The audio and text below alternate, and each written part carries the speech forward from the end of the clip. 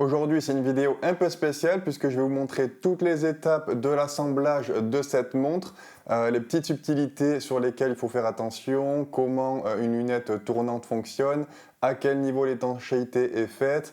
On verra aussi le nom de toutes les pièces en même temps puisque énormément de personnes croient que par exemple ça c'est le cadran ou ça c'est la couronne et que ça c'est le fond. La montre sur laquelle je vais travailler, c'est une toute nouvelle Tool Watch qu'on vient de sortir chez Bebe Gear. C'est la Tradi Patriot. On a fait en sorte qu'elle soit le plus abordable possible et vous verrez qu'on a quand même tout ce qu'il faut, un mouvement automatique, de la céramique, du saphir, 200 mètres d'étanchéité. Enfin, c'est vraiment la montre outil par excellence pour moins de 300 €, garantie 4 ans et assemblée ici dans cet atelier près de Toulouse. Donc la première étape, c'est de régler le mouvement puisque c'est une montre automatique. Pour ça, on va le placer sur le micro du chronocomparateur et grâce à ça, on va pouvoir mesurer sa précision et son amplitude et on va l'ajuster si nécessaire. D'ailleurs, si vous voulez le faire vous-même sur vos montres, j'ai déjà fait une vidéo dans laquelle je me sers de mon smartphone et d'une application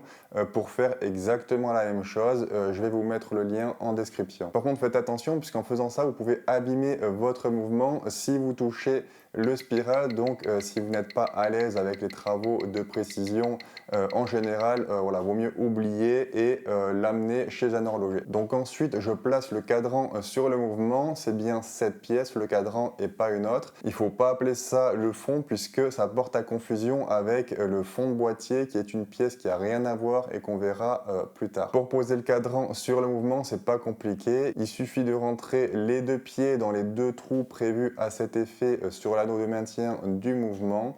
Je le plaque bien et c'est tout, il pourra plus sortir. Maintenant, je vais faire une des étapes les plus minutieuses dans l'assemblage d'une montre, c'est les aiguilles. On va les chasser une par une en faisant bien attention que l'espacement entre chaque aiguille soit respecté et surtout qu'elle soit bien alignée. Je commence par l'aiguille des heures forcément puisque c'est la plus près du cadran.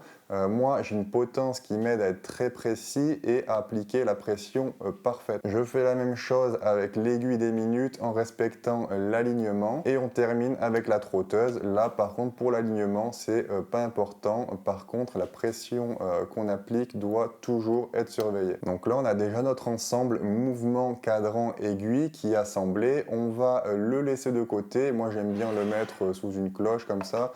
Je suis sûr qu'aucune poussière ne se mette quelque part. Ensuite, je prends ma carrure. Souvent dans mes vidéos, j'appelle ça le boîtier, mais c'est un abus de langage en fait que je fais puisqu'en anglais, on dit bien case et moi j'ai tout appris en anglais, mais en réalité, ça c'est juste la carrure. Et le boîtier, c'est un ensemble de pièces qui est composé de la carrure, du verre, du fond de boîtier, de la lunette et même de la couronne. Et d'ailleurs, la couronne, c'est ça, c'est la pièce qui sert à remonter et régler votre mouvement. Et du coup, c'est à ne pas confondre avec la lunette qui est la pièce qu'on pose sur la carrure et qui n'a rien à voir. On fera cette étape un peu plus tard. Donc voilà, je commence toujours par placer le réo. On aligne le téton du réo avec le trou qu'on a dans la carrure qui est prévu à cet effet. On le plaque bien et c'est tout. Ensuite, il va falloir placer le joint du verre. Donc là, c'est pas compliqué, mais certains joints ont un sens, donc on fait attention à ça quand même. Je place le verre en vérifiant qu'il est bien aligné avec le joint pour pas l'abîmer et je presse. Quand on a une bonne presse professionnelle comme moi, voilà, c'est très facile. Par contre, voilà, là où ça peut poser problème, c'est qu'on a des potences un peu bas de gamme et du coup, voilà, l'alignement il n'est pas parfait, il y a du jeu, etc. Donc en général, ça se passe mal. Maintenant, je vais poser la lunette. Pour ça, je dois d'abord mettre ce ressort qui sert à ce que la lunette puisse tourner dans un seul sens. Et c'est aussi lui, associé aux encoches situées sous la lunette, qui génère les 120 clics de rotation. Et si vous remarquez bien, l'étanchéité est faite uniquement au niveau du joint du verre. La montre est parfaitement étanche sans la lunette. Les seuls points d'entrée, c'est le joint du verre, le fond de boîtier qu'on va visser tout à la fin, et la couronne. C'est pour ça qu'il faut bien faire attention de vérifier qu'elle est vissée à chaque fois avant de se baigner. puisque 99% des problèmes d'étanchéité, c'est des gens qui ont oublié de visser la couronne. Donc une fois que j'ai mis le ressort, je presse la lunette avec la même potence avec laquelle j'ai pressé le verre et c'est terminé. La prochaine étape, c'est l'emboîtage de notre mouvement dans le boîtier. On fait attention à n'avoir aucune trace ou poussière et on emboîte l'ensemble tout simplement. Là, j'ai presque terminé. Je mets un peu de frein filet sur la tige spécialement faite pour mon mouvement que j'avais coupé à la bonne longueur au préalable. Et je la visse dans la couronne. Je mets un peu de graisse de silicone sur les joints et je l'insère dans le mouvement. Maintenant, il ne reste plus qu'à fermer la montre. Pour ça, je graisse le joint, je le place sur la carrure et je referme le fond de boîtier en le vissant avec une autre potence. Et d'ailleurs, c'est bien ça, le fond de boîtier. C'est vraiment ce qu'il y a de mieux niveau étanchéité, les fonds vissés comme ça pour moi. Je termine par une étape très facile et assez satisfaisante, celle qui permet de révéler la montre enfin terminée. Pour ça, je pose l'adhésif 3M sous l'insert de lunettes et je l'installe en faisant attention à l'alignement. Donc cette montre, c'est la Tradi Patriot. Elle est disponible sur bracelet Zulu Noir et Sable et sur bracelet acier Jubilé ou Oyster, et c'est des bracelets Braxen, donc ils sont garantis à vie. Jusqu'au 31 novembre, vous avez en plus un bracelet rubber offert avec boucle déployante avec le code rubber. Là, on vient de mettre à jour la gamme Patriot avec ce nouveau cadran. Les marqueurs ne seront pas tout à fait les mêmes que les anciens pour rendre le tout encore plus lisible qu'avant.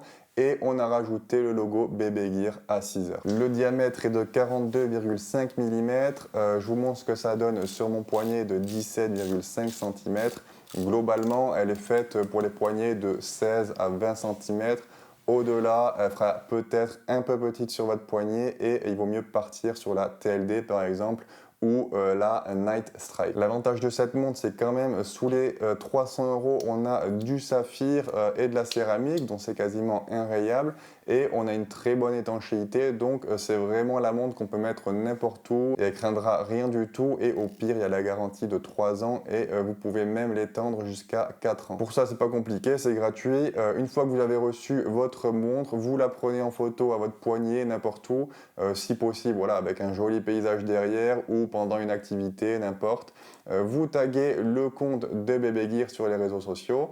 Et c'est tout, ça fera passer la garantie à 4 ans, juste comme ça. Je vous mets le lien en description pour appliquer cette extension de garantie, puisque je trouve ça cool quand même d'avoir 1 an de plus comme ça gratuitement, et nous, ça nous fait des photos qu'on peut partager ensuite sur les réseaux. Et honnêtement, une montre avec ces specs de cette qualité, assemblée en France, garantie 4 ans, je crois pas que ça existe. On voulait vraiment faire la Tool Watch la plus abordable possible, sans baisser la qualité, et franchement, je pense qu'on a réussi.